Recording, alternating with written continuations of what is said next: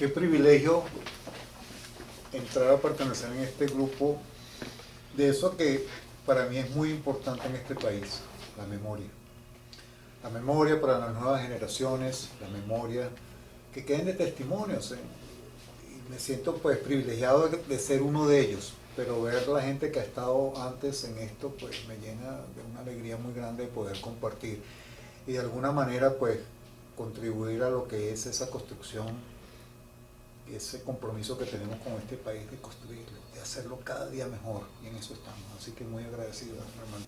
Nací en el 1962, en un momento donde mis padres pues ya tenían algunos años en Venezuela, mi padre italiano, mi madre española, ambos fallecidos, pero que vivieron y estuvieron siempre en Venezuela y dieron lo mejor de sí para Venezuela, y de alguna manera siempre lo plantearon que querían terminar en Venezuela, y su vida pues muy hermosamente fue aquí en Venezuela. Y somos 3 hijos, mis hermanos, José Felipe, el mayor, Pepe, que le decimos, que está en Barquisimeto, fue miembro de la Orquesta Sinfónica Simón Bolívar por muchos años. Mi hermano menor, que es violista principal de la Orquesta Sinfónica del Teatro San Carlos de Portugal. Y mi persona, así que somos los 3, todos músicos en la casa. Y eso tiene que ver mucho con mi padre. Mi padre, siendo un inmigrante italiano del año 1952, cuando él vino a Venezuela, pues él vino, como muchos de ellos, como llaman ellos, a far la América, a hacer la América. Sí. Tenía un tío acá que trabajaba en la construcción, etcétera, y se trajo a este joven de 17 años que de alguna manera trataba de salir del campo. Mi padre era muy orgullosamente campesino.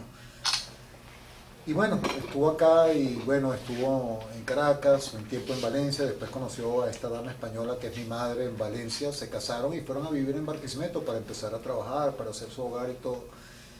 Y la experiencia fue muy bella porque cuando empezamos a nacer todos nosotros, su amor por la música, especialmente el de mi padre, pues se volcó hacia nosotros. O sea, Barquisimeto se me hizo chiquito. Terminé el bachillerato y literalmente al día siguiente de terminar el bachillerato ya estaba en Caracas, acá involucrado con la Orquesta Sinfónica Juvenil de Venezuela, con el maestro José Antonio Abreu. En esa época había otra orquesta venezolana que duró solamente 6 años, 5 años, un periodo presidencial, el Lucinchi, que era la Orquesta Filarmónica de Caracas, no de Lucinchi, antes de Lucinchi, que estuvo Luis Herrera Campinos. Él fundó la Orquesta Filarmónica de Caracas con el maestro Aldemaro Romero, maestro Carlos Piantini y Eduardo Manturé. Y ellos hicieron un concurso para jóvenes directores y el premio era ser director asistente. Y yo fui junto con Pablo Castellanos, uno de los directores ganadores. Así que me vine para Caracas y tenía una orquesta profesional donde yo hacía pues de asistente director. Y seguía estudiando. Seguía estudiando música, etcétera, y parte de mi enseñanza musical era esa práctica, así que venirme a Caracas significó un momento importantísimo. ¿Qué edad tenías? Yo ahí ya tenía 18, 19 años, muy jovencito. Y en ese año que estuve acá hice conciertos con la Filarmónica de Caracas, conciertos didácticos, conciertos acá, conciertos en la Sala Arriba, en el Marceladora, en el Israel Peña, en el Teatro del Paraíso, que se llamaba de esa manera. Y bueno, Caracas se me hizo chiquito. Después empezó... Pues prácticamente tus estudios fueron en el exterior. O sea, después entonces, todo eso fue una formación fantástica. Realmente todo ese inicio fue muy importante. Y estuve aquí en Caracas y ese paso de Barquisimeto a Caracas fue gigantesco. Ese año, pues, Caracas era la metrópolis. Es la metrópoli. Yo sigo amando, yo soy nací en Barquisimeto, pero mi ciudad es Caracas, realmente, mi familia, todo sí. lo que me envuelve, esta montaña hermosa que tenemos, el aire, el clima, todo, esto es el paraíso realmente. Pero musicalmente, en ese momento, que ese año fue de mucho crecimiento, de mucha información, de muchas cosas que sucedían en Caracas, pues quise buscar alternativas, había posibilidades para irnos a Europa y empecé a experimentar. El maestro Carlos Riazuelo, yo los llamo mucho a ellos, Alfredo Rugeles, todos ellos me dieron como un espaldarazo muy grande. Carlos Riazuelo, que en ese momento era director de la Orquesta Sinfónica Municipal de Caracas, que es mi orquesta ahora, pues ha sido por más de 20 años, yo he sido el director artístico de ellos. él me invitó a hacer un viaje con la orquesta, invitó a 12 jóvenes directores para hacer un curso en Italia. Y en ese curso en Italia, la orquesta hacía una gira por Italia de conciertos, él dirigía, los solistas eran Alirio Díaz y Judith Jaimes, y nosotros éramos los chamitos de 18, 19, 20 años, junto con otros directores que fuimos a las clases del maestro Franco Ferrara en Roma. De esas clases después yo me quedé en Europa y fui a visitar 2 o 3 lugares, y cuando llegué a Inglaterra digo, este es el lugar donde yo quiero estudiar. Así que me vine a Venezuela. La Real Academia de Música. Exactamente. Eso en ese momento era Inglaterra y no era la Real Academia de Música. Empecé a buscar toda la información, está el Royal College, la Real Academia, etcétera, y aparece pues llenar papeles, pues, inscripciones, etcétera, me escribí aquí, allá, etcétera, y bueno, y comprar un pasaje y vamos a aventurarnos con todo esto. Me escapé porque Abreu no quería que me fuera, porque de alguna manera Abreu estaba construyendo con todo esto. Claro. Otros me decían, váyase.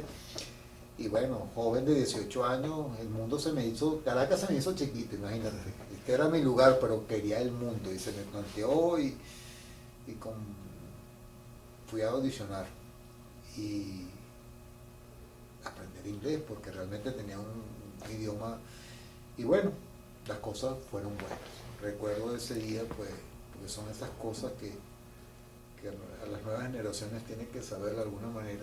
Hoy todo está a golpe de un teléfono. En aquella época yo fui a audicionar como trompetista, que era en ese momento, también toqué piano y como director de orquesta. Y en esas 3 especialidades pues hice las cosas, etcétera, tuve mi entrevista, recuerdo que todo. Y bueno, nosotros le mandamos una carta y había que esperar 10 días, 15 días, 5 días, 6 días, y todos los días. Había el correo de las 7 de la mañana, había el correo de la 1 de la tarde, donde estaba bien. Y un viernes llego y reconocí el logo. Digo, ahí está la carta. Abrí y bueno. Fue un momento muy bello porque para mí fue muy emotivo, porque era entrar a la Real Academia de Música, al Royal Academy of Music de Londres, que es la institución más antigua de Europa.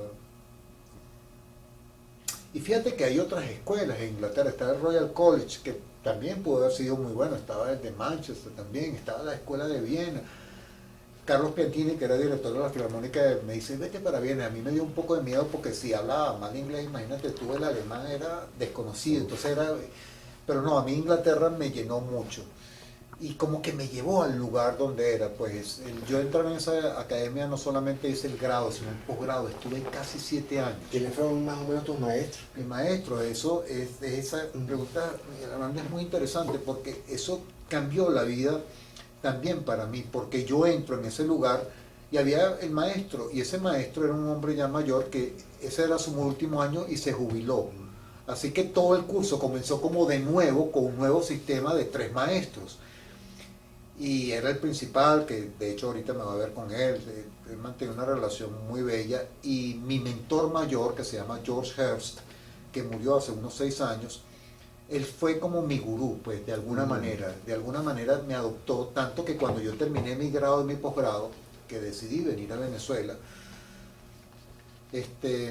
me regreso a Venezuela a trabajar acá, y eso te voy a comentar un poco después, pero eso de regresarme a Venezuela era una decisión por razones muy propias que te comento un momento, pero yo le prometí a mi maestro que él tenía un curso de verano, que después de yo graduarme con él, hacer mi grado, mi posgrado, de que yo iba a ir a su curso de verano 3 o 4 años, porque como era mi gurú, o sea, yo quería ir a un lugar donde no tuviera la presión de exámenes ni nada, sino simplemente a sentarme a escucharlo, a nutrirme. Y fui a hacer eso, llevé a algunos directores jóvenes venezolanos, ¿dónde vamos allá? Porque ese lugar, y todo el mundo quedaba encantado. Fuimos 3 la primera vez, y llegó un momento donde fuimos 12, o sea, en varios años fuimos muchos venezolanos, había oportunidades, nos daban pasajes, nos daban ayuda, porque hoy por hoy es mucho más costoso y mucho más difícil, etc.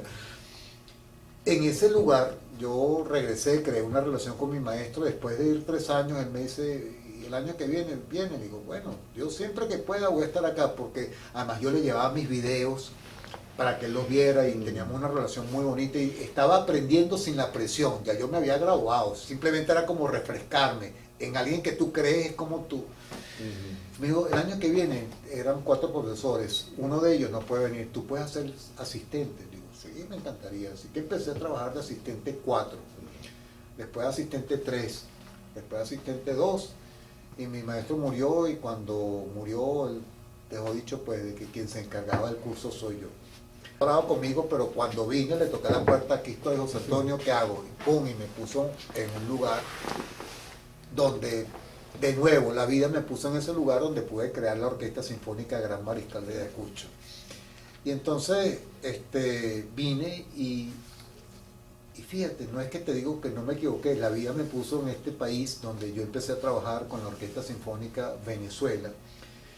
Uno de mis mentores fue Eduardo Martorell, como te lo mencioné hace un rato, y el mismo Aldemaro Romero. Cuando vine les toqué las puertas, y Eduardo, que estaba de director de la Sinfónica Venezuela, me da la oportunidad de ser director asociado, así que me involucré con la Orquesta Sinfónica Venezuela. Imagínate tú, 23, 24 años, recién graduado, y tener la oportunidad de ser un director, si bien era asistente de la Sinfónica Venezuela, y a los meses me convertí en director asociado, y hacía conciertos, pero hacía muchos los conciertos que nadie quería hacer, los educativos, etcétera. Lo que sé que estaba todos los días dirigiendo.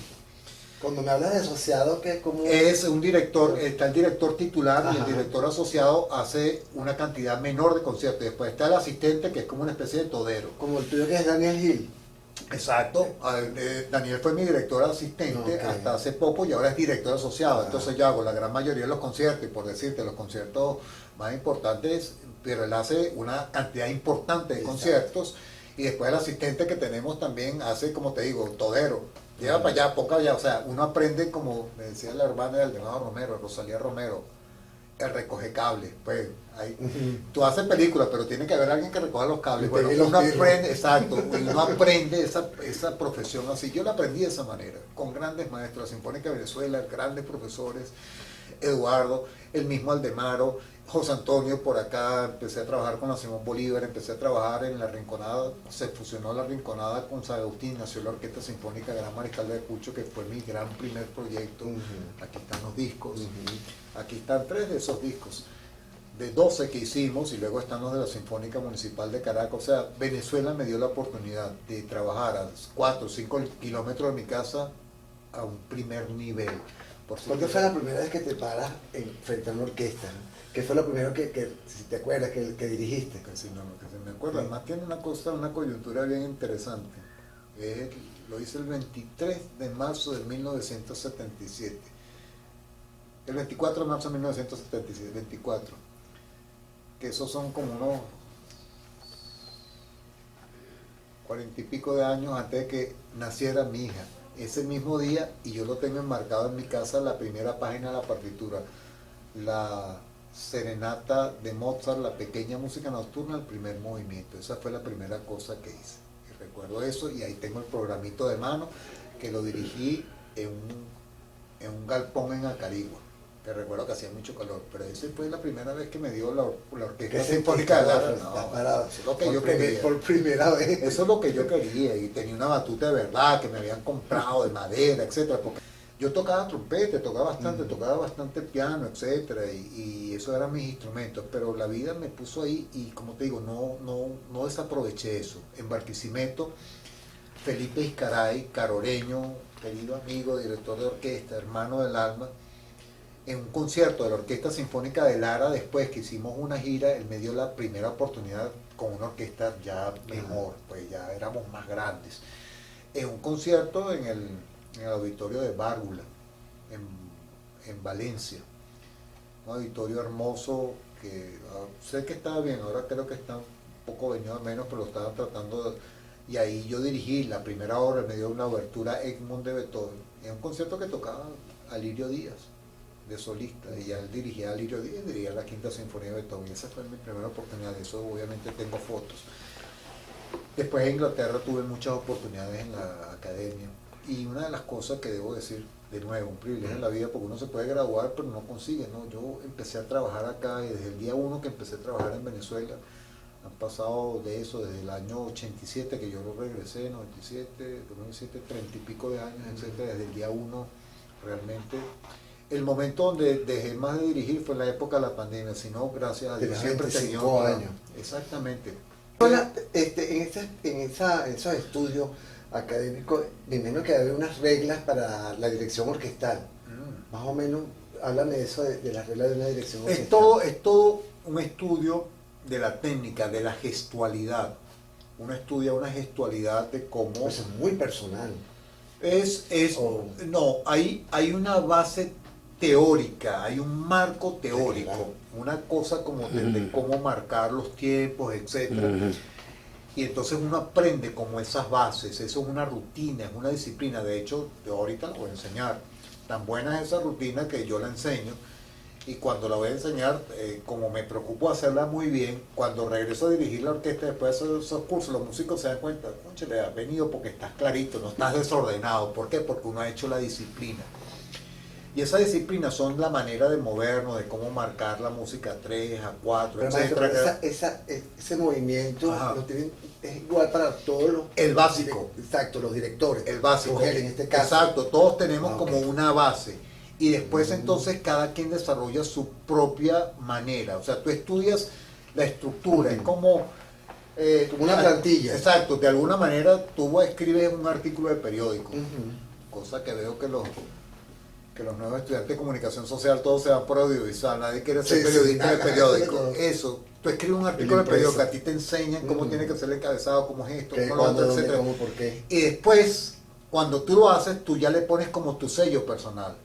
Es como escribir también pues un cuento, o sea, Sí, todo claro. te dan una fórmula, o sea, todo tiene una obra musical, tú tienes como eso, y después entonces viene Hasta las toque. mismas entrevistas, no tiene un modelo, pero cada Exacto. periodista tiene una Tú le pones manera, la exacto. manera, pues, como tú trabajas. Por ejemplo, hay cosas que yo puedo decir de tu modelo, que qué bonito que yo hago.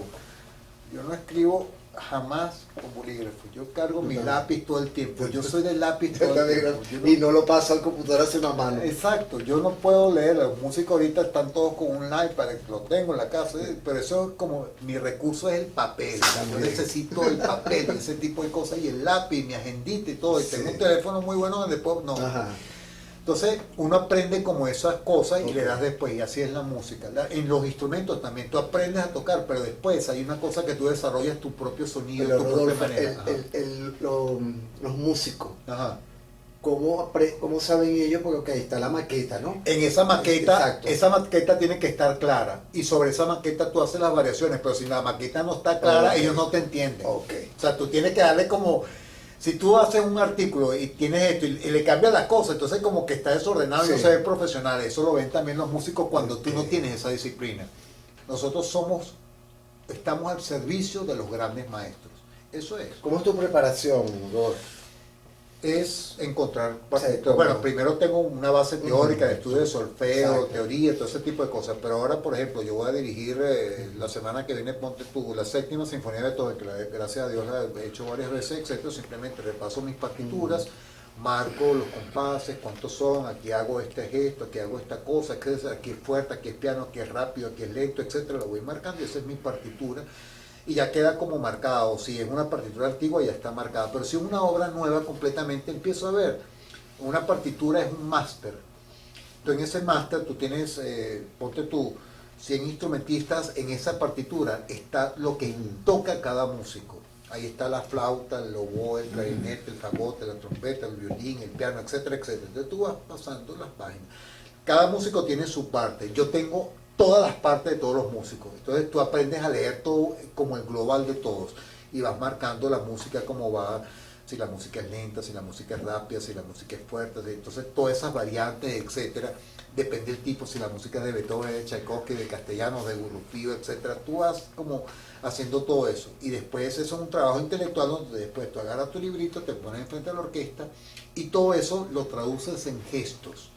Y durante el ensayo, tú junto con el gesto y la palabra vas haciendo la versión, la música, etcétera, y todo eso queda preparado para que en el concierto ya no haya que hablar, sino simplemente gesto y bien vestido, etcétera, hacemos un concierto, una grabación. Ese es el proceso. Y en la Universidad de Uncuyo se hizo un primer periodo de 3 años y me reconfirmaron por 3 años más. Y después entró pandemia, entonces fue un poquito más. Y estando en la Universidad Nacional de Uncuyo, de la Orquesta Sinfónica Nacional de Chile, que conozco desde el año 2000, donde fui ganador de un premio con ellos, el premio Director de las Américas. hace 20 años, me ofrecieron algo así, mira, se está planteando que tú seas, yo hice con ellos buenos conciertos hace unos 4 años y después hice la gira argentina con ellos. Hicimos unos conciertos muy bellos, especialmente en el Teatro Kirchner, que es un hermosísimo teatro, La Ballena Azul se llama, en Buenos Aires. Y ahí se planteó eso, ¿te interesaría? Y yo dije, esa orquesta es muy buena, la Orquesta Sinfónica Nacional de Chile. Y yo, sí, sería muy bonito. Y resulta que quedé elegido en el director titular, ¿no? Director titular de la Orquesta Sinfónica Nacional de Chile, una orquesta muy buena. Y sigo manteniendo lo del director artístico de la Orquesta Sinfónica Municipal de Caracas. Y resulta pues que mi primer contrato con Chile empezaba el 1 de marzo de 2020. Así que ese contrato duró 20 días porque el 20 cerraron por pandemia. Exacto. Yo me pude venir a Venezuela y cuando todos pensábamos que era un mes o algo por el 13 días. Pero que 8 meses que no pude trabajar, empezamos a hacer cosas, etc. Entonces empezó mi primer contrato muy a distancia, con cosas por las redes, por Zoom, etcétera. Grabamos, después fui a hacer unos cuantos conciertos, los peceros, o sea, los viajes se convirtieron en una pesadilla. Todos vivimos eso de una u otra manera. Pero mantuvimos una relación y después pasó el primer contrato y me reconfirmaron hace poco pues por otro periodo. Así que estoy contento. Como te dije, siempre tuve mis trabajos principales cerca de mi casa, ahora están un poco más lejos, está la orquesta municipal, pero estoy también a 6.000 kilómetros, pero puedo hacer mi vida musical. Paso buen tiempo en Venezuela, también buen tiempo afuera, significa viajar un poco más. La gente que rico, no, llega un momento donde uno busca como más tranquilidad. Extraño mucho Caracas, no me gustan los inviernos, así que Caracas y la playa que está a 25 minutos, cuando tú estás en un lugar y dices, ¿dónde está la playa? No, yo estoy en Mendoza, a 1.000 kilómetros de Buenos Aires, 1.000 kilómetros, o te vas para acá, a Valparaíso, pero tienes que la cordillera, y eso pueden ser 5, 6, 7 horas. Y cuando llegas allá, el agua está a 5 grados, o a -3, o a -2, digo, no, y nosotros lo tenemos aquí en Caracas. Así que extraño mucho Caracas. Después de Katia, viene el agua. Dios. ¿Qué diferencia Sangrimeni de otros directores de orquesta? ¿Qué crees tú cuál es tu sello? Lo que te hace diferente, pues. Eso nunca me lo habían preguntado, pero te voy a buscar una respuesta. Y yo siento que me puede hacer diferente.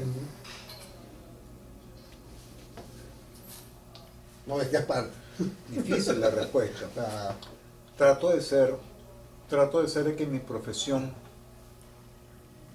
y somos, creo que mucho de esa manera, esta es una profesión que puede generar un sentido equivocado de la autoridad. Y yo he tratado, porque obviamente fui enseñado de esa manera. Cuando tú estás al frente, 100 músicos, y estás como controlando la situación, tú dices, yo soy esto. No, es ser, que me puede diferenciar, que muchos directores lo tienen. Trato de ser un músico igual que todos los demás. Que resulta que tengo que dirigir y que tengo que ser líder en ese momento, sí, pero tratar de ser igual. Y quizá hay algunos en esta profesión que pecan un poco de cierto ego, de subirse al podio y sentirse después de que estoy superior. Eso hay mucho, o sea, la gran mayoría de los buenos directores, los grandes directores, tienen esa característica. ¿Qué otra cosa me puede diferenciar? Quizás que me gusta mucho Beethoven, Mahler, Brahms, etc. Pero yo con los corraleros del Majagual y con la música llanera y con un golpe larense soy tan feliz como escuchando la novena de Beethoven y nadie me puede quitar eso.